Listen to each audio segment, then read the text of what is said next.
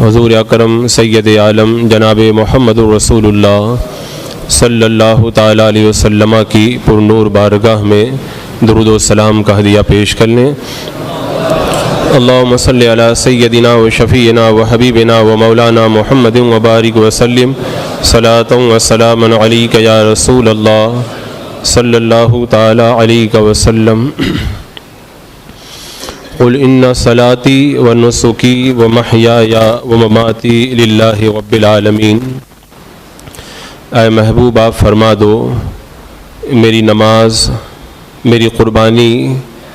اور میرا جینا مرنا اللہ رب العالمین کے لیے ہے۔ اللہ کے حبیب صلی اللہ تعالیٰ علیہ وسلم نے اعلان بھی فرمایا اور پھر ساری زندگی اس پر عمل کر کے بھی دکھایا کہ نبی اکرم صلی اللہ تعالیٰ علیہ وسلم کا جینا مرنا سب اللہ کے لیے تھا۔ میرے آقا صلی اللہ تعالیٰ علیہ وسلم نے اپنی ساری زندگی دین کے لیے قربانیاں پیش کی اور راتوں میں بھی دین کا کام کیا اور دن کو بھی دین کا کام کیا۔ اپنے آپ مکان مقدس کے اندر رہے تب بھی دین ہی کی تبلیغ فرماتے رہے اور میدان جنگ میں رہے تب بھی دین کے لیے قربانیاں دیتے رہے۔ دین کے حوالے سے میرے آقا صلی اللہ تعالیٰ علیہ وسلم نے کتنی قربانیاں دیں اور وہ دین ہم تک پہنچایا۔ آج اس دین کے ساتھ میں ہمارا کیا برتاؤ ہے اور ہمارا کیا رویہ ہے اور اس دین پر ہمارا کتنا عمل ہے، یہ ایک بڑا افسوسناک پہلو ہے۔ انبیاء کرام اپنی اولاد کو دین کے لیے وصیت کرتے رہے، اپنی اولاد کو یہی سمجھاتے رہے کہ دین کے اوپر قائم رہو اور یہی کہتے رہے کہ وَلَا تَمُوتُنَّ إِلَّا وَأَنْتُمْ مُسْلِمُونَ، مرتے دم تک دین کے اوپر عمل کرنا اور اسی دین کے ساتھ میں دنیا سے جانا۔ لیکن آج ہم ہر چیز کو بڑی آسانی کے ساتھ میں گوارا کر لیتے ہیں، لیکن دین کی باتیں ہم پر بڑی جلدی اثر انداز نہیں ہوتی۔ دنیا کی ساری چیزیں ہمارے لیے آسان لگتی ہیں، لیکن دنیا کا سب سے مشکل کام ہمیں دین پہ عمل کرنا لگتا ہے۔ آج دین کی جو حالت ہم لوگوں نے بنا کے رکھی اور دین سے جو دوری ہم نے اختیار کی، ایک طرف اس کو رکھیں اور دوسری طرف آپ تاریخ پڑھیں، سیرت پڑھیں، میرے آقا صلی اللہ تعالیٰ علیہ وسلم نے اس دین کے لیے کتنی قربانیاں دی۔ میرے آقا علیہ السلام کی راہوں میں جو کانٹے بچھائے گئے وہ اسی دین کے لیے بچھائے گئے۔ آپ کے اوپر جو تان و تشنی کے تیر چلائے گئے وہ اسی دین کے لیے۔ آپ کو معاذ اللہ جادوگر کہا گیا، آپ کو کاہن کہا گیا، یا نماز کی حالت کے اندر صحن کعبہ کے اندر آپ کی مقدس پشت کے اوپر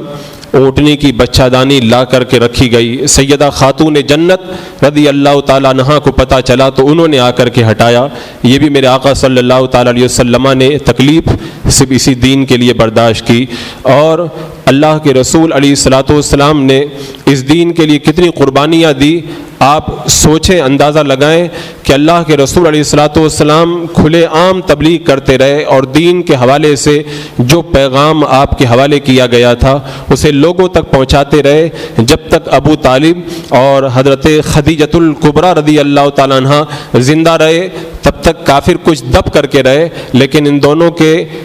دونوں کا انتقال ایک ہی سال میں ہوا۔ اس کے بعد میں میرے آقا علیہ الصلوۃ والسلام پر اتنا ظلم و ستم کیا گیا، اتنا ظلم و ستم کیا گیا کہ اس سال کا نام ہی رکھ دیا گیا غم کا سال، یعنی پورے سال جو ہے وہ غم کے اندر ڈوبا ہوا سال قرار پایا۔ میرے آقا علیہ الصلوۃ والسلام پر یہ ظلم بھی جو ہوا وہ اسی دین کے خاطر ہوا۔ عزیزان مکرم،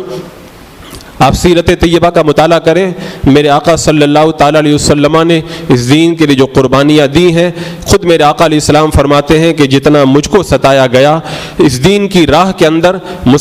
سے پہلے نہ تو کسی کو اتنا ستایا گیا اور نہ کبھی میرے لیے اس دین کے لیے جتنا مجھ کو ڈرایا گیا مجھ سے پہلے اتنا کسی کو نہیں ڈرایا گیا۔ اللہ کے رسول علیہ الصلوۃ والسلام کی دین متین کے لیے قربانیاں، مکہ کے اندر تو یہ ظلم تھا ہی۔ اللہ کے رسول علیہ الصلوۃ والسلام مکہ سے جو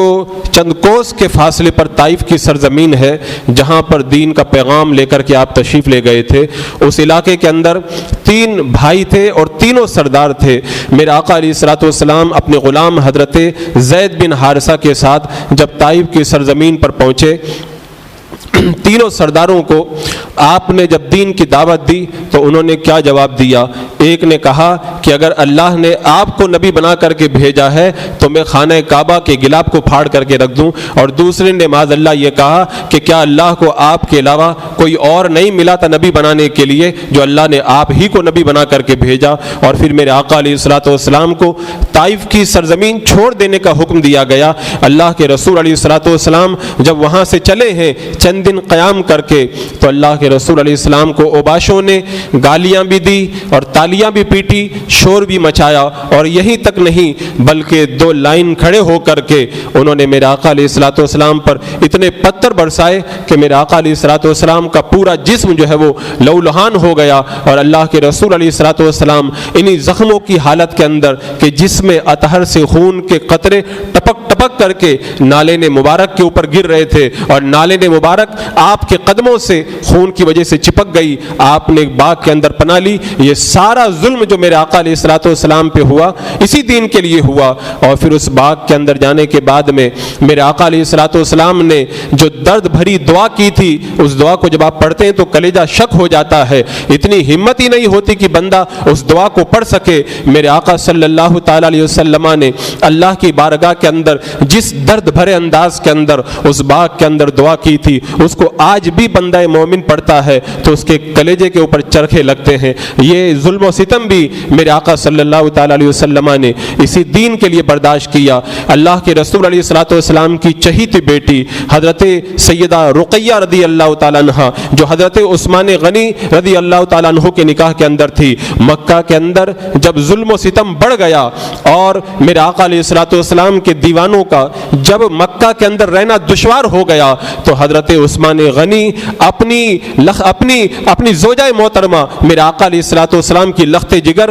سیدہ رقیہ کو لے کر کے حبشہ کی طرف ہجرت کرنے لگے، مکہ چھوڑ کر کے جانے لگے۔ آپ اندازہ لگائیں کونین کے آقا صلی اللہ تعالی علیہ وسلم کی مقدس شہزادی اپنے شوہر نامدار کے ساتھ میں مکہ چھوڑ رہی ہے، کیوں چھوڑ رہی ہے؟ اس دین کے اوپر عمل کرنے کی وجہ سے جو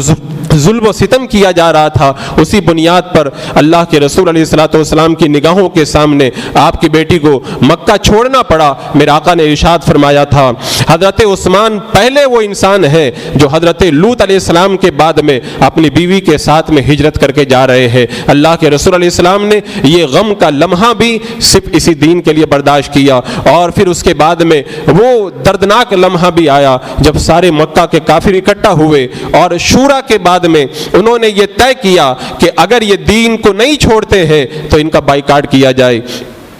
ان کا سوشل بائیکاٹ کیا جائے، اور پھر پابندیاں عائد کی گئی، دستاویز لکھے گئے، اور شعب ابی طالب اس گھاٹی کے اندر مسلمانوں کو میرے آقا صلی اللہ تعالی علیہ وسلم کے ساتھ میں بند کر دیا گیا اور پابندی لگا دی گئی، کوئی ان سے شادی بھی نہیں کرے گا، کوئی ان سے بات بھی نہیں کرے گا، کوئی ان سے کوئی چیز بیچے گا نہیں، کوئی ان سے خریدے گا نہیں، ان سے ہر طرح کا تعلق قطع کر لے گا۔ اگر کوئی 3 دن کے لیے پابندی لگا دے تو ہم 3 دن کی پابندی نہیں برداشت کر سکیں گے۔ میرے آقا صلی اللہ تعالی علیہ وسلم اپنے جانثاروں کے ساتھ میں 3 سال تک اس گھاٹی کے اندر بند رہے، اور اس گھاٹی کے اندر جب بھوک کی وجہ سے مسلمانوں کے بچے روتے تھے تو کافی تالیاں بجا بجا کے ہنسا کرتے تھے۔ یہ ظلم و ستم بھی میرے آقا نے اسی دین کے لیے برداشت کیا، اور بھوک کی شدت کا تو یہ حال ہوتا تھا، صحابی بیان کرتے ہیں کہ اس گھاٹی کے اندر کھانے کے لیے کچھ بھی نہیں ملتا تھا، ایک دن اتفاق سے ایک چمڑا مل گیا، اس کو بھگا کر کے میں نے اپنے پیٹ کی آگ بجھانے کے لیے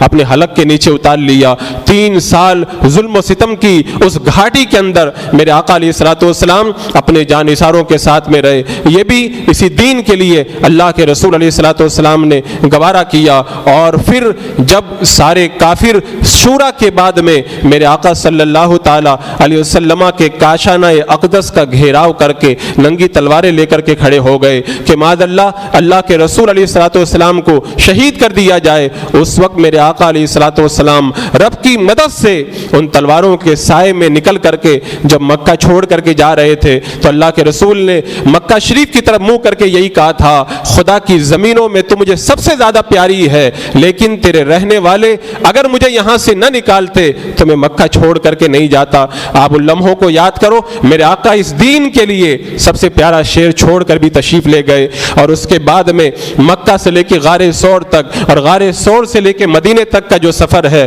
وہ بھی تاریخ کا ایک بڑا دردناک پہلو ہے۔ حضرت سیدنا صدیق اکبر رضی اللہ تعالیٰ عنہ بیان کرتے ہیں، غار ثور کے اندر جب میں اللہ کے رسول علیہ الصلوۃ والسلام کو لے کر کے پہنچا، میری نظر جب اللہ کے رسول علیہ السلام کے نرم و نازک گورے گورے قدموں پہ پڑی تو میں دیکھ کر کے رو پڑا۔ اللہ کے رسول علیہ السلام کے قدموں سے خون کے قطرات ٹپک رہے تھے۔ یہ لمحات بھی میرے آقا صلی اللہ تعالی علیہ وسلم نے صرف اسی دین کے لیے برداشت کیے۔ شیخ عبدالحق محدث دہلوی رحمۃ اللہ تعالی علیہ جب غار ثور کے بارے میں سیرت کا یہ پہلو لکھنے لگے تو وہ بھی رو پڑے، اور انہوں نے فرمایا کہ جب میں غار ثور کی زیارت کے لیے گیا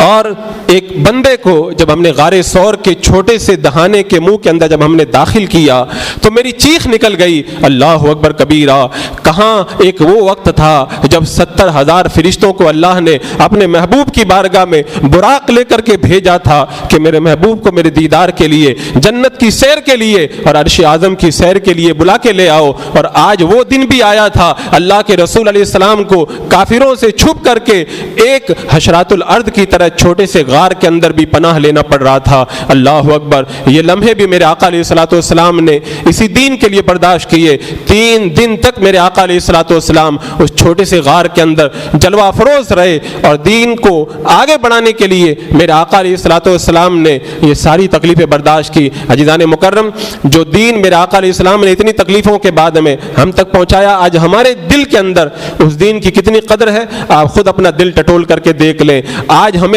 دنیا والوں کی ساری باتیں سمجھ میں آتی ہیں، لیکن دین کی بات اگر ہمیں کوئی بتاتا ہے تو ایسا لگتا ہے کہ جیسے ہمارے کانوں پر بالکل اس کا کوئی اثر بھی نہیں ہوا ہے۔ آپ خود اس کا جائزہ لے کر کے دیکھیں، اپنے گھر کا ماحول دیکھیں، اپنی سوسائٹی کا ماحول دیکھیں، اپنی جو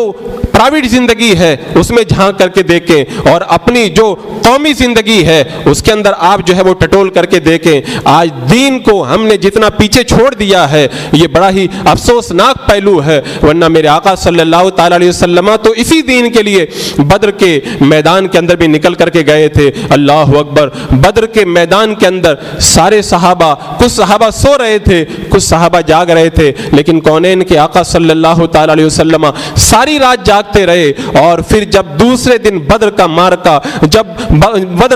جب وفا ہوا اور میرے آقا صلی اللہ تعالی علیہ وسلم اس مسجد عریش کے اندر اپنے صاحبان کے اندر تھے، حضرت علی کا بیان ہے، میرے آقا علیہ الصلوۃ والسلام بار بار اللہ کی بارگاہ میں دعا کر رہے تھے، میں جنگ کر رہا تھا لیکن میرا دل نہیں لگ رہا تھا، میں تھوڑی دیر میدان جنگ میں رہتا، پھر اندر جب دوڑ کر کے جاتا تو دیکھتا اللہ کے رسول علیہ الصلوۃ والسلام اللہ کی بارگاہ میں سجدے میں سر رکھ کے دعا کر رہے ہیں، یا حیو یا قیوم، یا حیو یا قیوم۔ میں نکل کر کے باہر آ جاتا، پھر میں جب اندر جاتا اللہ کے رسول رو کر کے دعا کر رہے ہوتے، یا حیو یا قیوم، یا حیو یا قیوم۔ کبھی آپ بیٹھ کر کے دعا کرتے، کبھی سجدے میں چلے جاتے۔ حضرت سیدنا صدیق اکبر رضی اللہ تعالیٰ عنہ وہیں پر موجود تھے جب میرے آقا علیہ الصلوۃ والسلام کی کیفیت یہ ہوئی، اور بار بار چادر اقدس جب آپ کے مقدس کندھوں سے گرنے لگتی تھی، حضرت ابو بکر صدیق رضی اللہ تعالیٰ عنہ اٹھا کر کے اسے کندھوں پہ رکھ دے۔ میرے آقا صلی اللہ تعالیٰ علیہ وسلم اللہ کی بارگاہ میں عرض کر رہے تھے،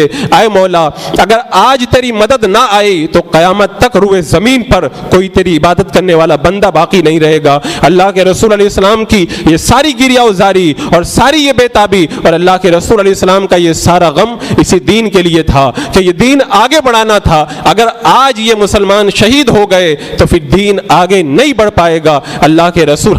صلی اللہ تعالیٰ علیہ وسلم نے یہ ساری قربانیاں جو دی تھی صرف اسی دین متین کے لیے دی تھی۔ میں آپ کو یہ باتیں اس لیے سنا رہا ہوں تاکہ آپ لوگ اپنا جائزہ لیں اور یہ سوچیں کہ اس دین پر آج ہم کتنا عمل کر رہے ہیں۔ آج ہمارا یہ حال ہو چکا ہے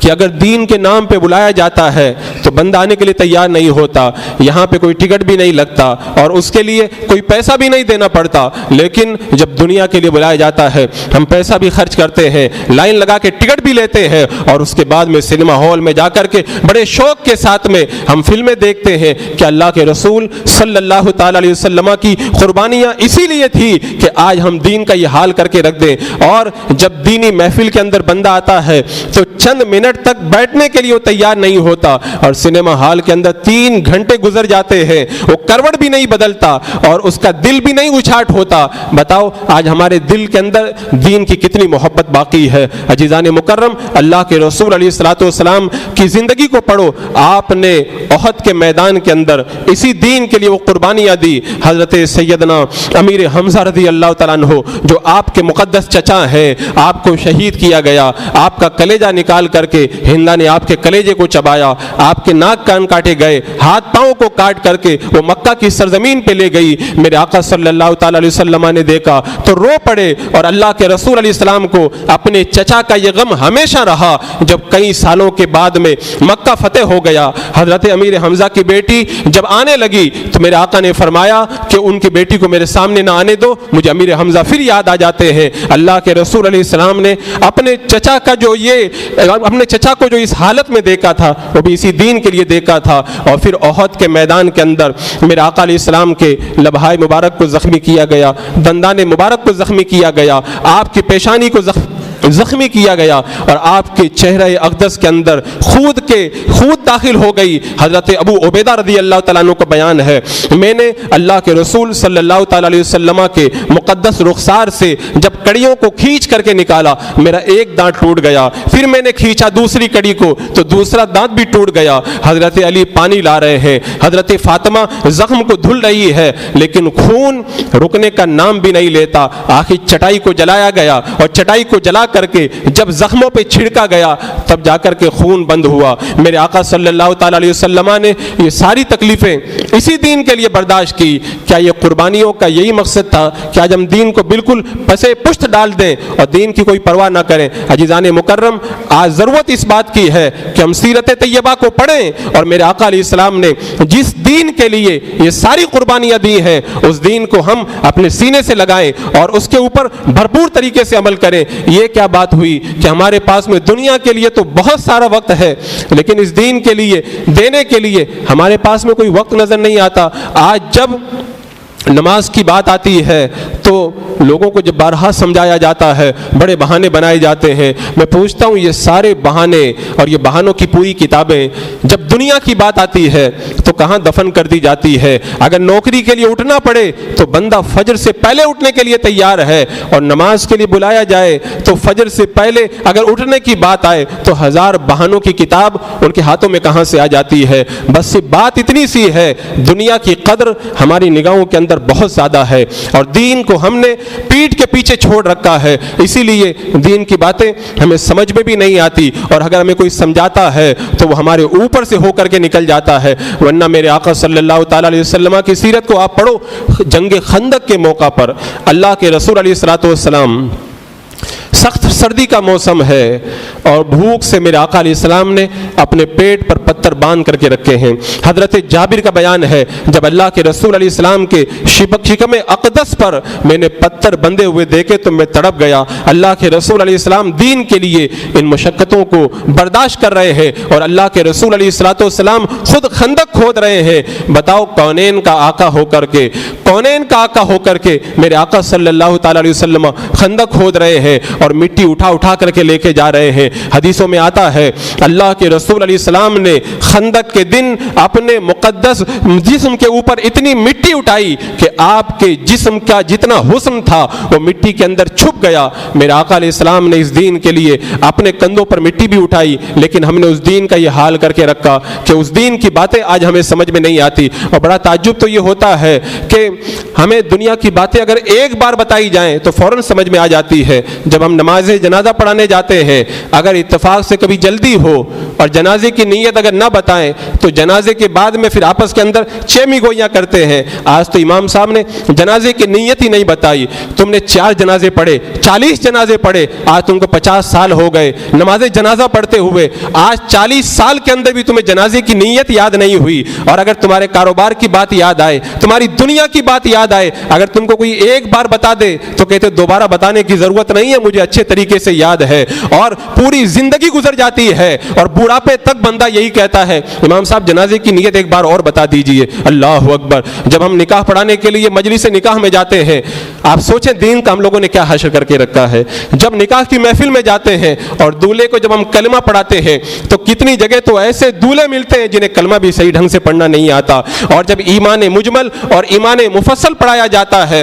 ہم پڑھاتے ہیں پھر بھی غلط پڑھتا ہے، اس کو ریپیٹ کر کے بار بار صحیح کرانا پڑتا ہے۔ بتاؤ ساری زندگی جو بندہ نبی کے دین کے اوپر عمل کرنے کا دعویٰ کرتا رہا اور دین کے نام پر اپنا سب کچھ قربان کرنے کا دعوے دار رہا، اس کو ایمان مجمل اور ایمان مفصل بھی صحیح ڈھنگ سے یاد نہیں ہے، اور کلمہ طیبہ بھی اس کو اچھے طریقے سے نہیں پڑھنا آتا۔ اگر میری بات آپ کو اگر غلط لگتی ہے تو آپ خود جا کر کے لوگوں سے معلوم کر لیں۔ یہاں پہ اگر کتنے ایسے لوگ ہیں اگر ان سے سورہ فاتحہ سنی جائے تو بتاؤ کتنے لوگ ہیں سورہ فاتحہ صحیح ڈھنگ سے سنا پائیں گے؟ آج دین کے ساتھ میں ہمارا یہ برتاؤ ہے، اور جب جو زیادہ پڑھے ہوئے لکھے لوگ ہیں جو اپنے آپ کو بہت بڑا پڑھا لکھا سمجھتے ہیں، جب ان سے ہم لوگ بات کرتے ہیں تو الٹا ہم کو سمجھاتے ہیں کہ علماء کرام کو چاہیے کہ وہ دنیا کی طرف بھی کچھ توجہ دیں، کچھ کاروبار بھی کریں۔ علماء کو چاہیے کہ اپنے بچوں کو وکیل بھی بنائیں، اپنے بچوں کو ڈاکٹر بھی بنائیں۔ ٹھیک ہے، اچھی بات ہے، ہمیں دنیاوی تعلیم کی طرف توجہ دینی چاہیے، لیکن مجھے یہ بتاؤ تم نے جو دنیا کی تعلیم پڑھی، تم نے اپنے بچوں کو دین کتنا سکھایا؟ تم نے اپنے کتنے بچوں کو قرآن کا حافظ بنایا؟ اور اپنے خاندان کے اندر کتنے لوگوں کو تم نے علم دین سے آراستہ و پیراستہ کیا؟ اللہ کے رسول علیہ السلام نے ان سارے مارکوں کے اندر جو قربانیاں دی، کیا اسی لیے قربانیاں دی تھی کہ ہم ہوش سنبھالنے سے لے کر کے مرتے دم تک ہائے پیسہ اور ہائے کاروبار کرتے ہوئے رہ جائیں، اور ساری زندگی ہمارا ایک ہی مقصد رہے کہ ہم کو ایک مکان بنانا ہے، اپنے بچوں کی شادی کرنی ہے، اور اس کے بعد میں جب بوڑھے ہو جائیں گے تو بڑھاپے کے اندر مسجد میں جا کر کے بیٹھ جانا ہے؟ بندہ یہ کبھی بھی نہ سمجھے کہ اسی طرح ہم لوگ چھوڑ دیے جائیں گے۔ رب تبارک و تعالیٰ نے فرمایا ایحسب الانسان ان یترک سدی، کیا انسان یہ سمجھتا ہے کہ ایسے ہی چھوڑ دیا جائے گا؟ ایسے کوئی نہیں چھوڑا جائے گا۔ میرے آقا علیہ الصلوۃ والسلام کی قربانیوں کو دیکھیں، اور آپ جب دیکھیں خندق کی جنگ ختم ہو گئی، میرے آقا صلی اللہ تعالی علیہ وسلم مدینہ منورہ میں تشریف لائے، اپنے مقدس مکان میں پہنچے۔ حضرت عائشہ رضی اللہ تعالیٰ عنہ کا بیان ہے اللہ کے رسول علیہ السلام اپنے سر اقدس کو دھل رہے تھے، خندق کھودی تھی، جسم کے اوپر مٹی لگ گئی تھی اور کپڑوں پر بھی مٹی لگ گئی تھی۔ اللہ کے رسول علیہ السلام اپنے سر اقدس کو دھل رہے ہیں، ابھی ایک طرف سے دھلا ہے، دروازے پہ دستک ہوتی ہے، حضرت دحیہ کلبی دروازے پہ کھڑے ہیں، حضرت عائشہ انہیں پہچان نہ سکی، حضرت دحیہ کلبی کی شکل کے اندر وہ حضرت جبریل امین تھے، آئے اللہ کے رسول علیہ السلام سے بات چیت کرنے لگے۔ انہوں نے کہا یا رسول اللہ آپ نے ہتھیار اتار دیے؟ ابھی تک تو ہم نے ہتھیار اتارے بھی نہیں ہے۔ پوچھا کیا بات ہے؟ حضرت جبریل نے کہا اللہ کا حکم ہے بنی قریظہ سے جنگ کے لیے آپ تشریف لے چلیں، اس لیے کہ خندق کے موقع پر بنو قریظہ کے یہودیوں نے غداری کی تھی، ان کی غداری کا مزہ ان کو چکانا ہے۔ میرے آقا صلی اللہ تعالی علیہ وسلم نے یہ نہیں کہا کہ بدن پہ مٹی لگی ہوئی ہے اس کو دھل لیا جائے، نہیں، حضرت بلال کو بلایا اور کہا بلال اذان پڑھ دو۔ جب بے وقت اذان پڑھی جاتی تھی تو اس کا مطلب یہ ہوتا تھا کوئی کام ہو گیا ہے، اللہ کے رسول رسول یاد فرما رہے ہیں. جب اذان ہوئی سارے صحابہ جمع ہو گئے. آپ سوچیں اتنے دن تک بھوکے سردی کے موسم کے اندر خندق کھود کر کے آئے. وہ صحابہ کرام ان کو آرام کی ضرورت تھی, ان کو بہت زیادہ آرام کی ضرورت تھی. کسی صحابی نے یہ نہیں کہا یا رسول اللہ بدن پہ مٹی لگی ہے اس کو دھل لیں, یا رسول اللہ کپڑے بدل کر کے آ جائیں, یا رسول اللہ بہت تھک گئے ہیں 2 گھنٹہ نیند لے کر کے آ جائیں. کسی صحابی نے یہ نہیں کہا. میرے آقا صلی اللہ تعالی علیہ وسلم نے فرمایا, سارے صحابہ نکل پڑے اور اللہ کے رسول نے فرمایا تم جاؤ اور راستے میں کوئی نماز بھی نہیں پڑھے گا, نماز بھی بنی قریظہ میں جا کر کے تم کو ادا کرنی ہے. آج اگر ہم تھوڑا سا اگر تھک جائیں تو کہتے فجر کی نماز میں اٹھ نہیں پایا اس لیے کہ میں تھکا ہوا تھا. صحابہ نے تو کبھی تھکن کا بہانہ نہیں کیا, وہ ساری تھکن کو بھلا کر کے جب بھی وقت آیا اسلام کے لیے نکل پڑے. اگر صحابہ کی یہ قربانیاں نہ ہوتی تو آج نہ یہاں پہ کوئی کلمہ پڑھنے والا بندہ نظر آتا اور نہ یہاں پہ کوئی قرآن کی تلاوت کرنے والا بندہ نظر آتا. ان کی وہ قربانیوں کا ہی وہ نتیجہ ہے اور ان کے خون جگر کا وہ ثمرہ ہے کہ دین آج صاف اور اچھی صورت کے اندر ہماری نگاہوں کے سامنے موجود ہے. عزیزان مکرم, صحابہ کی وہ قربانیاں دیکھیں اور خود میرے آقا صلی اللہ تعالی علیہ وسلم کی قربانیوں کا آپ جائزہ لیں اور پھر آپ اپنا حال دیکھیں. غزوہ تبوک کا موقع, میرے آقا صلی اللہ تعالی علیہ وسلم, صحابہ اکرام بڑی غربت کا شکار, کئی 100 کلومیٹر دور جانا, سخت چلچلاتی دھوپ کا موسم, صحابہ کی غربت کے عالم میں اللہ کے رسول نے جب حکم دیا صحابہ نکل پڑے. کسی نے نہیں کہا یا رسول اللہ بڑے لو کے تھپیڑے چل رہے ہیں, یا رسول اللہ کھانے کے لیے کچھ نہیں ہے. صحابہ کرام نکل پڑے. یہاں تک کہ بیان ہے کہ صحابہ کے پاس کھانے کے لیے کچھ نہیں تھا, ببول کے پتے کھاتے تھے, ان کے مسوڑے سوج گئے اور ان کے ہونٹ اونٹ کے ہونٹ کی طرح موٹے ہو گئے. پینے کے لیے پانی بھی نہیں تھا. صحابہ کرام اونٹ کو ذبح کرتے اور اس کی رگوں اور آنتوں میں جو تری ہوتی تھی اسی تری کو چوس کر کے اپنی پیاس بجھا لیتے. صحابہ کی یہ قربانیاں, اور کچھ مالدار صحابہ تھے, فصل کے پکنے کا موسم تھا, ان جھاڑیوں کے نیچے بیٹھ کر کے آرام کرنے کا موسم آ رہا تھا, لیکن صحابہ نے یہ نہیں کہا یا رسول اللہ اب تو پھل کاٹنے کا وقت ہے, آپ ہمیں یہاں پہ رکنے دیں. اللہ کے رسول علیہ السلام بھی وہ چلچلاتی دھوپ میں نکلے, سواری بھی کوئی نہیں تھی, ایک ایک اونٹ پر 18 صحابی تھے, ایک ایک باری باری بیٹھتا تھا اور سینکڑوں میل کا فاصلہ طے کر کے گئے. عزیزان مکرم, آپ دنیا کی بہت ساری باتیں پڑھتے ہو, پتہ نہیں کتنا ٹائم آپ یوٹیوب پہ گزار دیتے ہو, کتنا وقت آپ کا اخبار پڑھنے میں چلا جاتا ہے اور کتنا وقت واٹس ایپ پر فضول چیٹس کرنے کے اندر آپ ضائع کر دیتے ہو. اگر اللہ نے تمہیں موقع دیا ہے تو ان صحابہ کی سیرت کو پڑھو تاکہ دل کے اندر بیداری پیدا ہو اور دین پر عمل کا جذبہ پیدا ہو, اس لیے کہ آگے کام نہ تو ان ہیرو کو کسی کو کام آنا ہے نہ کرکٹروں کو کام آنا ہے. ہمارا حال دیکھو کہ ہم اپنا ایسا رویہ بنا کر کے رکھے ہیں, اگر کوئی کرکٹ کا میچ ہے, کون کب کھیلے گا, کون کتنا رن بنائے گا, ہمیں ساری انکوائری ہونا ضروری ہے. ہم چھتوں پہ بیٹھ کر کے رات میں جاگ کر بھی کرکٹ دیکھیں گے, لیکن اگر دینی پروگرام کی بات آ جائے تو کوئی بندہ آنے کے لیے تیار نہیں ہوتا. جمعہ کے اندر آپ بیٹھے ہوئے تو آپ کی مجبوری ہے کہ آپ بیٹھے ہوئے ہیں. اگر جمعہ کی نماز نہیں پڑھنی ہوتی تو 4 ادھر سے نکلتے, 5 ادھر سے نکلتے اور 10 ادھر سے نکلتے اور یہاں پر 25-50 آدمی سے باقی رہ جاتے. یہ ہمارا دین کے ساتھ رویہ اور دنیا کے ساتھ ہمارا یہ حال ہے کہ ہم سب نیند کو بھی چھوڑ دیتے ہیں, کبھی کبھی دکان بھی بند کر دیتے ہیں, لیکن کرکٹ نہیں چھوڑنا چاہیے. مجھے بتاؤ آگے کیا یہ کرکٹر تمہارے کام آئیں گے, کیا ہیرو کام آئیں گے, کیا یہ نیتا تمہاری شفاعت کروائیں گے؟ کل قیامت کے میدان میں قبر میں اگر کام آنا ہے تو اللہ کے رسول علیہ السلام ہی کو کام آنا ہے. اگر حوض کوثر کے اوپر کوئی اگر ہماری پیاس بجھائے گا تو اللہ کے رسول علیہ السلام ہی پیاس بجھائیں گے. حضرت انس نے کہا تھا یا رسول اللہ اگر میدان قیامت میں آپ کو ڈھونڈنا پڑ جائے تو میں کہاں پہ آپ کو تلاش کروں؟ میرے آقا نے فرمایا انس اگر مجھے تلاش کرنا حوض کوثر پہ آ جانا, میرے آقا پیاسی امت کو وہاں پانی پلا رہے ہوں گے. حضرت انس نے کہا یا رسول اللہ اگر آپ وہاں پہ نہ ملے تو میں کہاں آپ کو ڈھونڈوں؟ میرے آقا صلی اللہ علیہ وسلم نے فرمایا میزان عمل پہ آ جانا. امت کے جو اعمال کم پڑ رہے ہوں گے وہ کونین کے آقا ان کے اعمال کی جو ہے اعمال کو جو ہے وہ بڑھانے کے اندر لگے ہوں گے. اور پھر میرے حضرت انس نے پوچھا یا رسول اللہ وہاں بھی نہ ملے تو کہاں تلاش کروں؟ فرمایا پل صراط پہ آ جانا. وہ بال سے زیادہ باریک, تلوار سے زیادہ تیز, جہنم کی پشت کے اوپر بچائی ہوئی وہ پل صراط کے اوپر جب امت گزر رہی ہوگی, میرے آقا جنت میں سب سے پہلے داخل ہونے والے کونین کے سردار, لیکن جنت میں نہ جا کر وہیں کھڑے رہ کے دعا کر رہے ہوں گے رب سلم امتی, رب سلم امتی, اے اللہ میری امت کو سلامتی کے ساتھ میں گزار دے. جس کونین کے آقا نے یہ ساری قربانیاں دی اور قیامت کے دن بھی جن کو کام آنا ہے, تو ہمیں بھی اسی پیارے آقا کے دین پہ عمل کرنا ہوگا. ہوگا. بہانے بنانا چھوڑ دو اور جو شیطان و نفس کے چکر ہیں ان سے نکل کر کے تھوڑا باہر آؤ اور اب اپنے آپ کو بدلنے کی کوشش کرو. اب یہ مت سمجھو کہ یہ مولانا لوگ ہمیشہ ایسے ہی چلاتے رہتے ہیں, ان کا یہی کام ہے. ہم نے جو پڑھ لیا وہ بہت کچھ پڑھ لیا. میں کہتا ہوں تم نے جو پڑھا ہے وہ تمہاری بس روح نکلنے تک کہ تمہیں کام آنے والا ہے. حقیقت میں کام آنا وہی ہے جو علماء دین آپ کو بتاتے ہیں اور جو اسلام نے ہمیں تعلیمات دی ہے. اس لیے کہ کوئی عالم دین جب کچھ بتاتا ہے تو اپنی طرف سے نہیں بتاتا ہے, وہ وہی بتاتا ہے جو رب نے قرآن میں فرمایا اور اللہ کے رسول نے حدیث طیبہ میں فرمایا. لوگوں کا حال یہ ہو چکا, آج 50 سال ہو گئے ہم بتا رہے ہیں, لیکن اس کے باوجود بھی عجب حال ہے. دیوبندی کی دکان ہے, وہ مرغی بیچ رہا ہے تو وہاں پہ لائن لگا کے جا کے کھڑے ہو گئے. امام صاحب دیکھنے لگے تو ادھر منہ کر لیا. ایسا لگتا ہے کل قیامت کے دن خدا کو منہ نہیں دکھانا ہے. کیا تمہیں پتا نہیں کہ دیوبندی وہابیوں نے اللہ کے رسول کی گستاخی کی؟ کیا آپ کو یہ پتا نہیں اللہ کے رسول کی گستاخی کرنے والا کافر ہے؟ اور کیا یہ بھی پتا نہیں کہ جو کافر ہو وہ اپنی مرغی کو چاہے ذبح کرے چاہے بکرے کو ذبح کرے وہ حلال نہیں ہوتا, وہ حرام ہی رہتا ہے.